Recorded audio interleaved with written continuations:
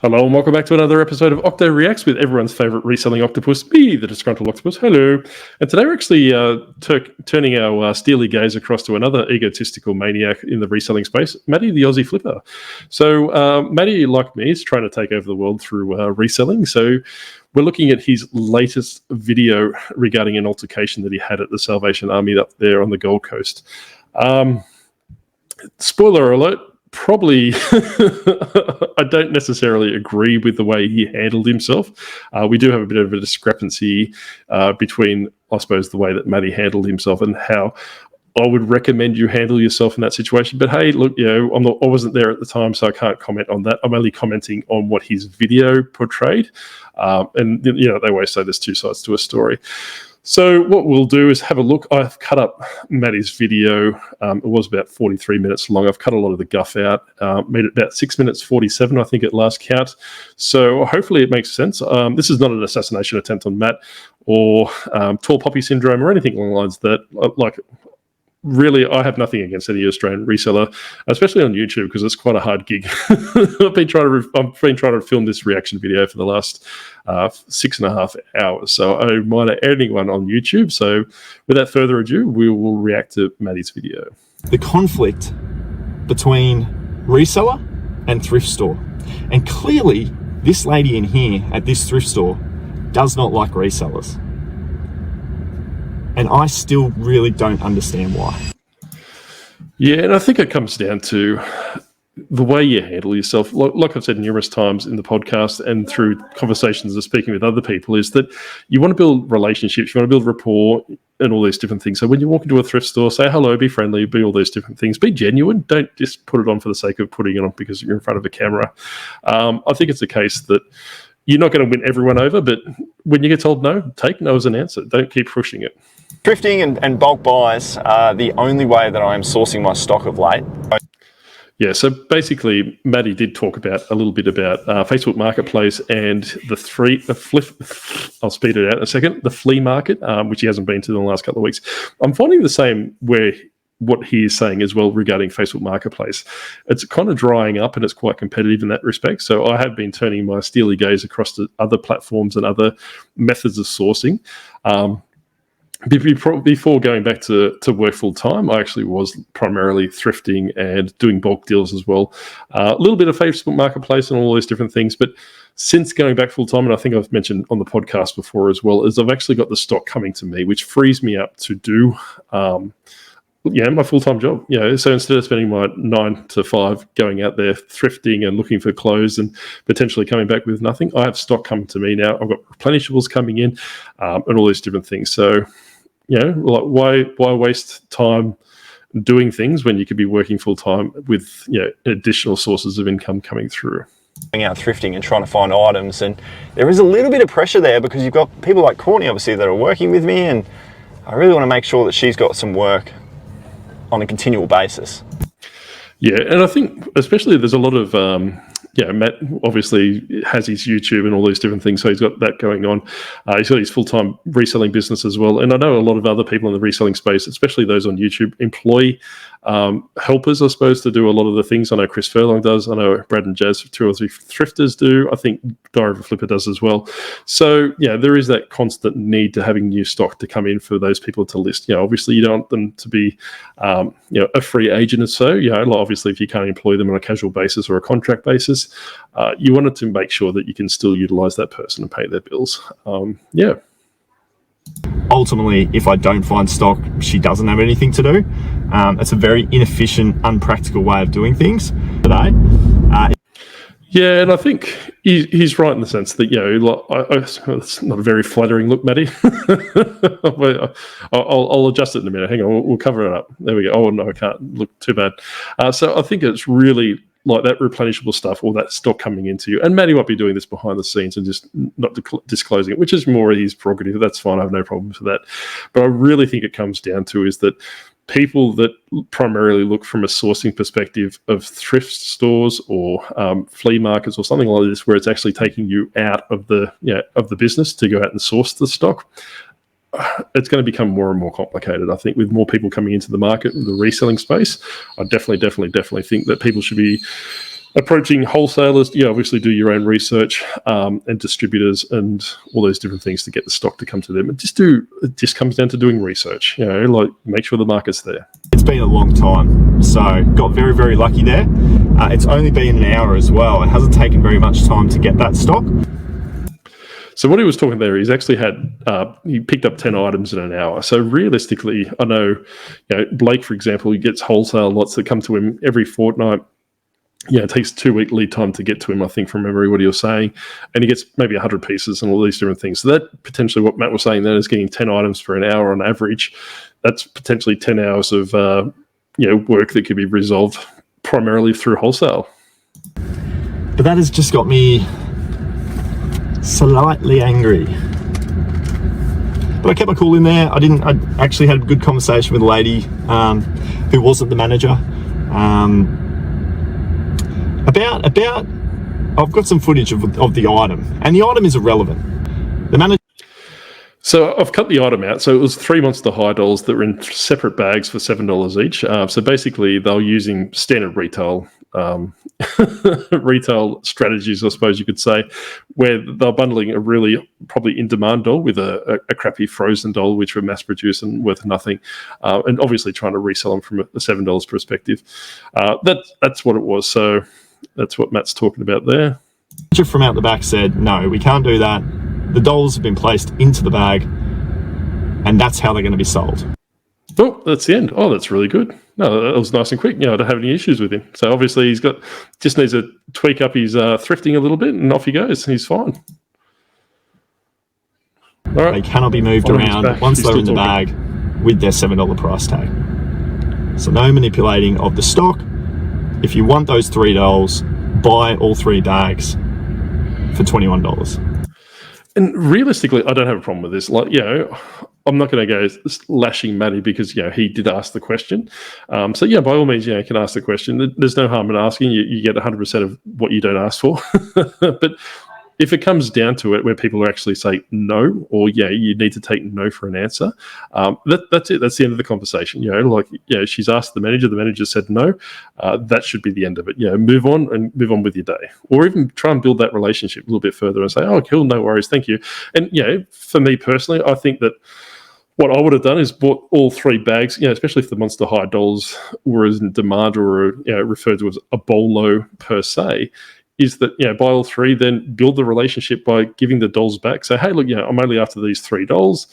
These other subsequent dolls that, are in the bags, I'm just going to redonate to you. But thank you for that. And, that would go a lot further than picking a fight with them. $7 a bag.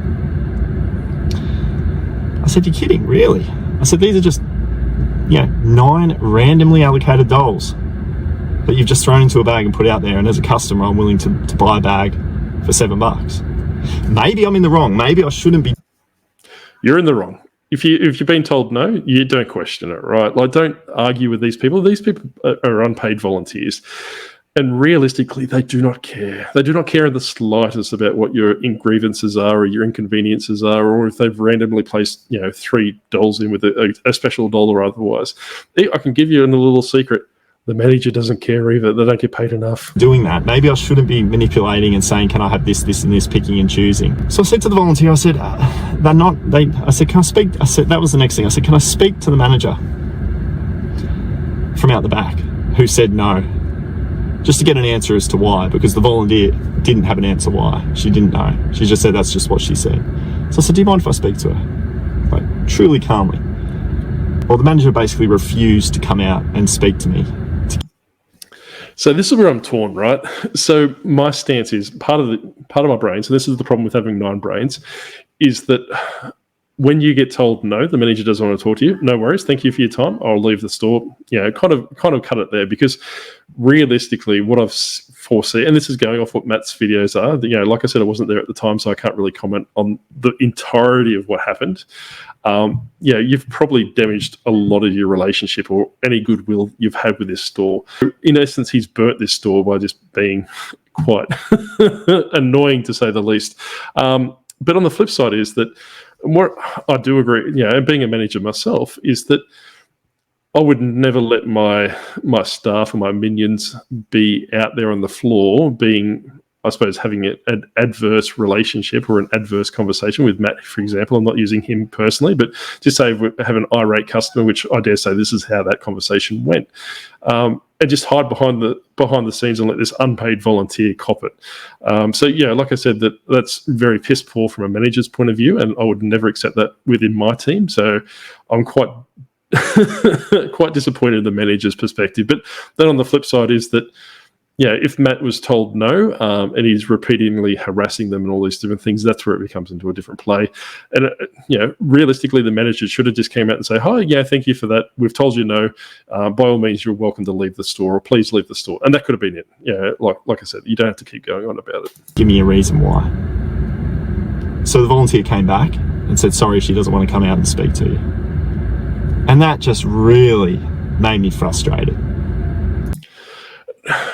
And I suppose further to what I just said as well is that these people owe you nothing, right? Like realistically, a business, in the sense that if it was a retail business, if you went to Kmart or Walmart and all these different things, it might be company policy for their manager to come out and resolve any staff issues. When we're looking at Salvos and we're looking at Vinnie's and all these different stores, or Goodwill and stuff along the lines of this, they might have a different customer charter. So, yeah, realistically, the volunteers do with these different things. And, if I'm going to be brutally honest and be a bit of a hypocrite, I've had, stern words with a manager at Vinnie's before. But that was more over pricing structure and all these different things. So I'm not having a go at Matt in bringing up the issues with the pricing or the issues, all these different things. It's just more of a case of saying, once you've been told no, just leave. There's no requirement to keep harping on about it. And obviously he's saying that this manager has an issue with resellers and all these different things. Do you really think you're going to help the situation by parking your car at the front and doing an emotional video, which, and by all means, you probably screened when you walked into the shop. So a lot of people in that area will probably identify which store you're coming from. At the count that I just watched, there's about 6,500 people that have viewed this video. So there's a good chance that manager is going to be on notice from the YouTube community that, she's going to be quite irate. So if anything, you've actually hurt your relationship, and you've heard it further afield, because the problem is that you're quite recognizable, Matt, with your little hat on. And, if other thrift stores see you coming, they might be less inclined to help you. So you need to be very mindful of that as well. She'd given an answer and then she couldn't even come out and justify her reasonings as to why. And it's not about the dolls. It's just about everything that these thrift stores are doing lately. So this was another point that I was torn on, right? Like, I agree with him. The manager should have came out and had a talk to him and just basically, even if it was a case of saying, hey, look, sir, you need to leave. You're being a pain in the ass. Get out. But where he's talking about the thrift store, and this is what the trap that I fell in a bit earlier, is that the pricing of thrift stores and all these different things. These thrift stores have pricing models. They have sales targets. They have all these different things. And quite honestly, a manager that's being paid probably $40,000, $50,000 a year in Australia probably isn't high enough in the food chain to actually understand why they're doing that. They're just being told by maybe a regional manager or a regional director that, hey, much the high dollars are going to be $8 or $10 for all these different things. So the manager should be like, if Matt wants to legitimately raise a complaint with the company, with the Salvation Army in this sense, write a letter to the area manager or write a letter to the CEO. Make yourself be heard from that perspective. Don't go harassing the poor manager in the store, even if they are an idiot.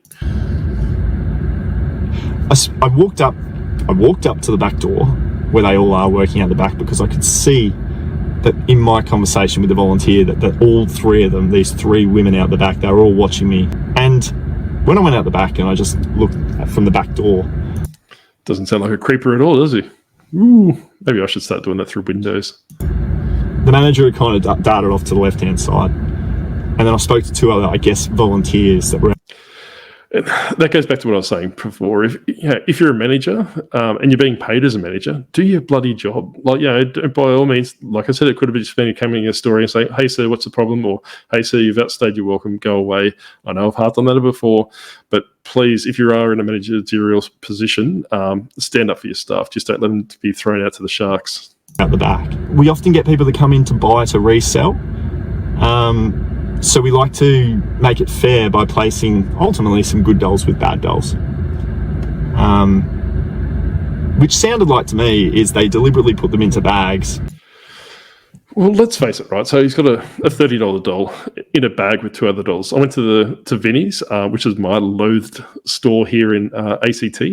Not a fan. So pretty much what a lot of other people think about the Salvation Army and the rest of Australia, I'm the opposite. Vinnie's is my crux.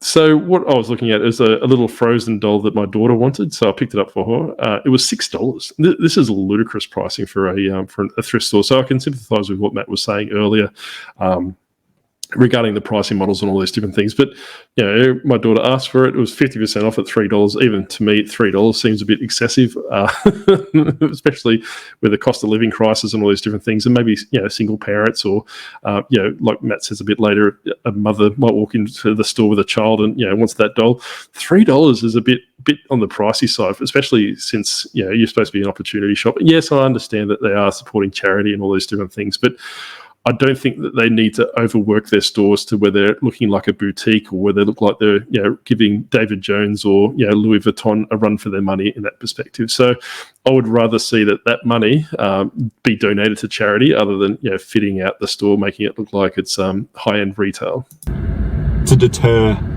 somebody buying them for the purpose of reselling them. Because there was, in my opinion as a reseller, 3 good dolls, all in individual bags. And she immediately said, I'm sorry, I can't continue to have a chat with you about this. You've already used up too much of our time. That'll do. So going back to, I'm going to sound like a broken record a bit here, but that's what the manager should have said. Look, sir, you've been a pain in the ass, and please leave the premises. Then, and it would have been quite within their rights. But I think they're both at fault. If I'm going to be brutally honest, Matt persistently making a point for the sake of making a point, probably because his ego's been hurt, where he should have just basically said, okay, no worries, thank you for that, I'll leave, then write a letter to the CEO, write a letter to the regional director, I don't care who. But that's how they would have resolved that situation. And the manager on the other side basically using her unpaid volunteer as a what do they call it? A human shield, I suppose, what you humans call it. Thank you very much.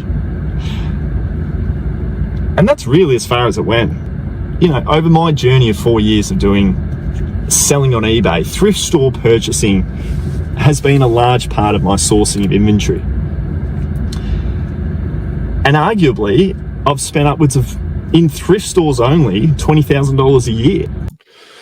So, and that's something that I left in the video on purpose, because Matt's obviously skewing the value proposition towards his favour. Realistically, $20,000 for a thrift store, and this is going to hurt a lot of people out there, and by all means, put it down in the comment section below if I hurt you with this statement, is that $20,000 in the grand scheme of things is nothing, especially when he's shopping that across multiple stores. He probably goes to about 15 or 20 stores in his run, so that $20,000 potentially across 20 stores is $1,000 a store on average. It's not a big deal. For example, I know I keep harping on about this about Funko, but Funko used to deal with a lot of mum and pop shops in respect to distribution, all these different things. These companies were paying $500,000, $600,000 US a year to secure Funko product, and Funko didn't give a crap about them. So what do you think? A thrift store is going to give a crap about a reseller that spends $1,000 on average in that store? Yes, I know that some of the stores that Matt probably shops at has a higher ratio compared to the others, but realistically, in the grand scheme of things, $1,000 is not that much. So like I said, he's valuing that relationship a lot more than the thrift store is. So if he went to the back and built a relationship with the manager there and said, hey, look, I want to, every Funko Pop that comes through here, I'm willing to pay $10 regardless if it's really good or it's really crap, and that will get fed through him through some way. That's good. He's built the relationship and he can go from there. But as it currently stands, for him coming in once or twice a week and just cherry picking the good stock and going off and expecting some sort of praise or gratitude, it's not going to happen. You got a lot to learn from a business perspective. And I don't have an issue buying an item in a thrift store to resell it for a profit. I truly don't. I agree with that sense. Like that statement there, that if you're buying a product, regardless of your end result of the product, if you're the end consumer or you're reselling it, it's none of their business. If they've priced the item for $10, you give them $10 and you can make $1,000 of it. That's your prerogative as the customer. I suppose where I draw the line is that if their marketing strategy is to sell 3 different high demand dolls and, shovel up their crap with it, so be it. Like I said, you can't have one without the other. So just be mindful of that. I'm going to be doing the job if I felt uneasy about the process of doing that. Because these people, these charities are getting these items for free and they are trying to make as much money as they possibly can. I get it. Yes and no. What I want to do is basically, I know I do a lot of challenges, but in the next couple of months, we're going to reach out to Vinnies or Salvos, and by all means, I don't think that you'll be watching here. So, but if you are, hello. So I want to actually do maybe a month of volunteering. So maybe a week at the cash register, a week out the back sorting, a week, following the manager and all these different things. So I'd like to do that just to get a grasp of how the actual business runs from that perspective. Because I know my local Salvation Army store that I frequent quite frequently, there we go, there's too many frequents in that sentence, is that what it comes down to is that whenever I go in the back, I have to use the front door because they've got a back entrance, but the back entrance is completely chockers with people dumping their garbage. And I need to be careful of that they are getting this stuff for free, but however, they've got to pay managers, they've got to pay, unpaid staff, will not pay them, but there's probably some perks in regards to that. They have to pay rubbish removal, they have to pay delivery drivers and all these different things. So there's a lot of things that go into this free, I suppose, sourcing of the product. So just be mindful of, there is a lot of things go behind the wheels and behind the nuts and bolts of what we see from the front end. And a lot of the stuff, it might come to, and like I said, if I do volunteer on an ad hoc basis, just primarily to find out what they do, is that maybe 1 in 10 items that get donated gets to the shop floor and all the rest gets trashed. So I'd be quite curious to see how that plays out. More than anything. But this is a situation where I, as a customer, was wanting to go in to spend money, and for whatever reason, rightly or wrongly on my part, or on their part, I was told to leave without making... I think it's probably more your part, mate.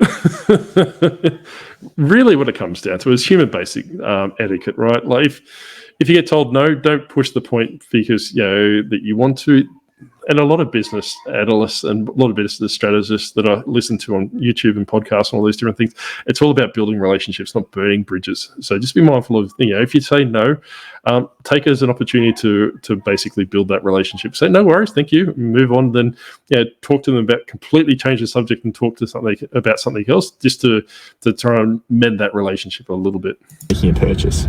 I think this whole thing gets back to the point of the conflict between reseller and thrift store. And clearly, this lady in here at this thrift store does not like resellers. But we'll put it from a devil's advocate point of view, or an octopus advocate point of view, is that if you're doing your job, you come in, you put your little dolls in there for the purpose of $7. And from what I've seen down here, $7 for $4 is quite cheap, which is sad in itself. But then you have someone come in and ask to rearrange what they've already done. You tell them no, and then they keep harping on about it. They keep making a fool of themselves, for a lack of a better term. Then you wonder why that there's a divide between op shops and resellers. Realistically, I think resellers, if they got time, if they got the opportunity to just volunteer at the local Vinnies for maybe once or twice a month or something along that, build the rapport that way, and then just, like I said, kind of break that stigma. But I do agree in part with what Matt's saying. But then on other parts, I think he overstepped the mark. So, And I still really don't understand why. Was it just uncovered when that lady said that it was because of resellers that we do this? That kind of just let the cat out of the bag and made me realise that it wasn't about them trying to move a couple of dolls that were going to be tough to sell for them and put it obviously with a good doll that will get the bag sold. I mean, we do that with video games. We sell the cheap ones off in bundles to get... I sound like a bit of a hypocrite there, mate. So it's all right for you to do, but not the thrift store. But sold. I get there's obviously sales tactics around moving stock, but she didn't say that. She said it was because of resellers that come in. We want to put these into bags that allow them not to want to purchase it. In any business, preventing a certain customer from buying stock deliberately, I cannot find another business in the world that would do that. I guarantee that, Matt, that you speaking out of both sides of your face there, because I do it, and I can guarantee you do it too. So if someone on eBay reaches out and asks you 600,000 questions, and they kind of set alarm bells off, what do you do? Put in the comment section below, what do you do if someone sets alarm bells off on eBay? Do you block them? You block them. I bet Maddie does the same. To a customer base. We're not making millions of dollars. We're just trying to make a few extra bucks by going into a thrift store, working hard. These thrift stores have no idea the process that we go through to actually get the item sold. They have actually no idea of how much money we actually make from that $50 sale, that markup of a $7 doll into a $50 doll, how much we actually profit on it. It's not very much for the work that has to go into it. Yeah, and I agree with Matt in that respect. And guess what? That goes back to my previous point of saying, look, if there's some sort of railroad between resellers and thrift stores, like I said, that if I go in and volunteer and have a talk to the manager that I've had altercations with in the past, because he's just a clown, to say the least. So I'm having a go at Matt for the same thing that I've done, so I'm a bit of a hypocrite in that respect. But if I have it go in there and volunteer and say, hey, well, look, realistically, if a reseller comes in here and buys you a $2 DVD and sells it for $10, they're probably making $1, $2 after fees, tax, postage, and all those different things. You need to be consistent with your pricing. You need to be aware of what, because I can guarantee you a lot of thrift stores probably think that we pick up a copy of Twilight on DVD and sell it for $50, make hundreds of dollars out of that $50. I've got a voice. I can say what I think, whether you agree, whether you disagree, I don't care. No, I probably wouldn't say I don't care. It's probably not the best way to win and influence friends. I just wanted to get my thoughts out and mention it in this video. Hopefully the higher-ups at all these places can change the messaging and the communication down the chain to get the price points back to a place where it's going to be affordable for the less fortunate to purchase, affordable for somebody to purchase to resell, and just get this stock turning over that comes in. And I agree 100% there. But the problem, the fact of the matter is, the issue is with these higher up people in the organisation. They're probably getting pats on the back and commendation and bonuses and all these different things through the organisation for selling, products that are stupidly obscene, overpriced ticket price. And Grumpy Granny and I, and Blake as well as named numerous times within our podcast, is that my personal stance is that everything that left at a thrift store at 3:00 in the afternoon should be marked down to $1. Completely clear it out. What's left at the end of the day, you either move to another store or you just disregard or even donate. At any time that an unadvantaged or disadvantaged person comes in and they're looking for clothes, they shouldn't be forced to pay $30 or $40 for a jacket that keeps them warm, especially the winter, Canberra winter, where it's about minus 16 degrees. Donations, rather than turning away people from a donation aspect and saying we're just too full, how about you just sell everything off to the point where anyone that comes in would want to purchase it? You're going to turn over so much more stock, and it's actually going to keep the ball rolling, is it? Agree 100%. And I agree. Like I said, that I think Matty did get a little bit emotional in his video. Personally, I don't think he would have had as many spicy comments per se if he had left it for a couple of weeks or left it for a week just to let it stew, let the emotions go, and just re-attack it from a different perspective and all those different things. And just say, hey, look, in retrospect, I shouldn't have done it this way, but this is what happened. In future, my plan would be to build relationships as opposed to burning bridges. But if I was him, it would be a very, very, very long time before I go back to that thrift store, especially if that's the way they did it. But anyway, by all means, put it in your comment section below if you think he was right or if you think he was wrong in the way that he handled himself, or in this perspective, if you got a problem with my assessment of his assessment of the situation. Put it in the comment section below, and hopefully you liked it. And if you did and you haven't subscribed, but by all means, please subscribe. If you haven't seen Matty before, please slither over to his channel and give him a like and a subscribe as well, because he needs all the help he can get. But thank you again for watching, and we'll catch you next time. Bye.